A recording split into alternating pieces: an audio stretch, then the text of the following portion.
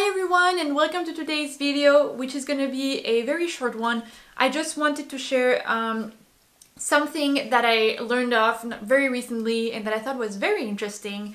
And I learned of this in a podcast called Pursuit with Purpose, hosted by Melissa Griffin, which I love. I've been following her on the internet and all of her business adventures for years now.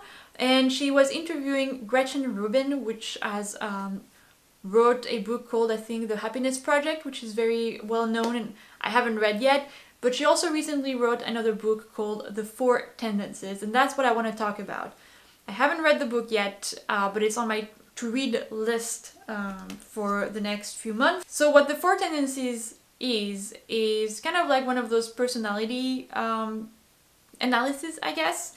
And it is a way to learn about how you meet expectations, whether they're outer expectations, which means things that other people expect you to do, or inner expectations, which are things that you expect yourself to do. And she divides this in 4 categories. And I haven't read the book yet, but I am really looking forward to. She has a quiz, even though she said in the interview that most people don't really need the quiz. You can fairly quickly figure out which one you are. But she has a quiz on her website that will tell you which one you are if you have any doubts, and I will link it below. But let me tell you a little bit about what those 4 tendencies are. So the 4 tendencies are the upholders, the questioners, the obligers, and the rebels. The upholders are those that meet both outer and inner expectations. So if you're at work and your boss tells you to do something, you're going to do it. If you decide that you want to do something, you will do it. The questioners are the ones that question all expectations, and they'll meet an expectation if they think it makes sense. So they basically make, according to what she's written, all this I'm reading off her website, so they convert all expectations into inner expectations, and they basically only will meet an outer expectation if it makes sense to them. But once it makes sense to them, then it becomes an inner expectation and they will meet it. So if you want to simplify it, is they don't necessarily meet outer expectations, but they will meet inner expectations. The obligers are the ones that meet outer expectations, but do not meet inner expectations. And this is the largest group. This is, I think she said, like 80% of the population. So basically, if your boss tells you to do something, you will do it. You have somebody that's holding you accountable for it.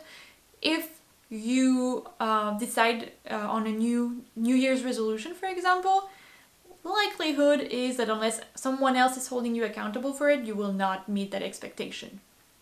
And then the last one is the rebels, which is the ones that don't meet any expectations. They resist all expectations, whether they're outer or inner. And this is the least common group. I believe the second least is upholders, then questioners, and then the most common is obligers.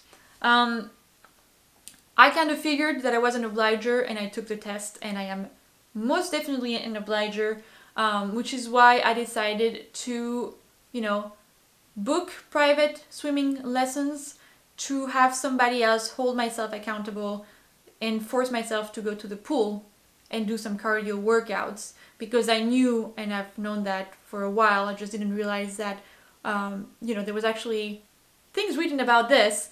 I knew that when I make a New Year resolution, it's very unlikely that I'm going to meet it. I'm terrible at, keeping goals. I am very good, though, at meeting goals that are set, that somebody asks me to do. So, yeah, I thought this was very interesting and definitely learned a lot about myself and how to, manage my time better. So I wanted to share it with you and hope that it will help you too. I might talk about it more once I've read the book. Thank you so much for watching. Don't hesitate to subscribe, and I will see you in the next one. Bye!